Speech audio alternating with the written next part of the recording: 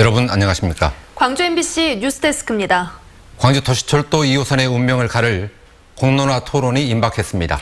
찬반 양측은 각각의 주장을 담은 자료를 만들어 시민참여단에 제공했고 사실상 결정권을 쥐고 있는 참여단도 개별적으로 사전 학습에 들어갔습니다. 시청자 여러분들 중에 참여단이 있을 수 있고 또 광주의 미래를 결정하는 문제인 만큼 자료집에 담긴 찬반 양측의 주장을 요약해서 오늘과 내일 두 차례에 걸쳐서 전해드리겠습니다.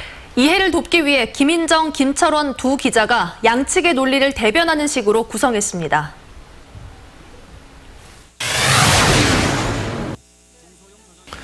광주시가 계획 중인 도시철도 2호선은 달랑 2칸짜리 초미니 경전철입니다. 이걸 만드는데 2조 원을 쓴다는 겁니다. 차라리 청년 일자리 창출과 복지 예산 등 미래 세대를 대비하는데 이 돈을 쓰는 게 낫지 않겠습니까? 달랑 2칸, 틀린 말은 아닙니다. 하지만 작다고 우습게 보면 안 됩니다. 계산을 좀 해보면요. 도시철도 2호선은 하루에 최대 43만 명을 수송할 수 있는 작지만 강한 지하철입니다. 여기에 시내버스와 촘촘히 연결하게 되면 광주 시내를 30분 안에 오갈 수 있고 광주 시민 절반이 대중교통을 타게 될 겁니다. 하루 43만 명 수송이라는 건 터무니없이 부풀려진 계산입니다. 일단 차량 2칸의 좌석이 총 36개뿐입니다. 서서 타는 사람까지 승객을 꽉꽉 채워도 탈 수 있는 정원이 153명이거든요. 무슨 수로 43만 명을 실어 나른다는 거죠? 국토부 가이드라인을 기준으로 계산해 봐도 아무리 많아야 14만 4천 명으로 추정되고 있습니다. 매일매일 43만 명이 이용할 거라고 말한 게 아닙니다. 꽉 채워서 최대로 수송하면 43만 명까지 수송할 능력을 충분히 갖췄다는 뜻입니다. 수송 능력뿐 아니라 수송 수요를 봐도 하루에 23만 명은 이용할 것으로 예상합니다.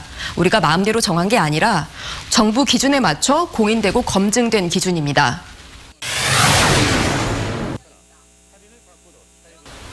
도시철도 2호선을 건설하면 지역 경제에도 도움을 줄 수 있습니다.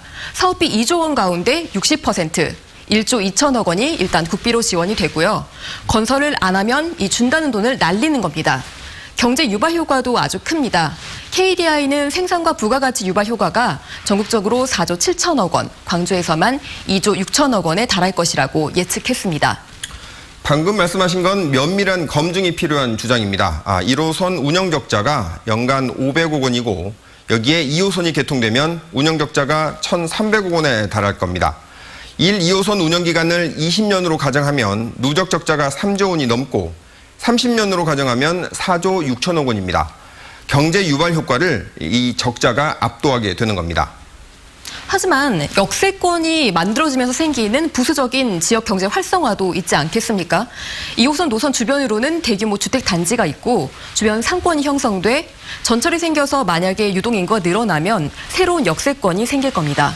그런데 실제로 역세권이 생겨야 그 역세권 효과라는 게 발생하지 않겠습니까? 역세권은 지하철의 수송 비중이 20%는 돼야 만들어지는데 2호선 수요 예측을 보면 수송 비중은 10%에 불과합니다. 게다가 사람들이 오래 머무는 게 아니라 잠시 대기하는 저심도식 정거장인데 어떤 역세권 효과가 있을까요?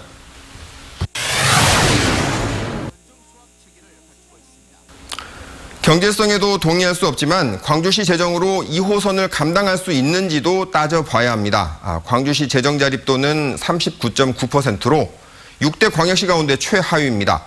그런데 2호선을 건설하려면 정부가 60%를 대준다고 해도 광주시가 8천억 원을 추가로 투입해야 합니다. 분명히 재정 건전성이 악화될 겁니다. 재정 자립도만 봐서는 안 됩니다. 재정 건전성을 따지는 핵심 지표는 통합 재정 수지인데 광주는 6대 광역시 중에 3위입니다.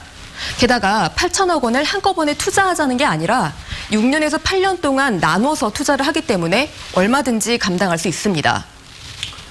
광주시가 미래에 쓸 예산을 지하철에 쏟아부으면 청년 일자리나 미래 성장 동력 확보 등은 소홀해질 수밖에 없습니다. 여기에 운영 적자까지 더해지면 지하철은 그야말로 혈세 먹는 하마가 될 겁니다. 결국 도시철도 2호선 건설은 미래 세대에게 빚만 떠넘기는 그런 일이 될 거라고 생각합니다. 감당할 수 있는 빚은 오히려 투자라고 생각합니다. 2호선을 건설하더라도 교육, 복지 그리고 일자리 분야의 투자는 전혀 위축되지 않습니다. 중기 재정 계획도 다 감안해서 세워뒀습니다. 대중교통 확대는 바로 복지의 시작이고 2호선 건설은 미래에 대한 투자라는 점도 주목해 주시기 바랍니다.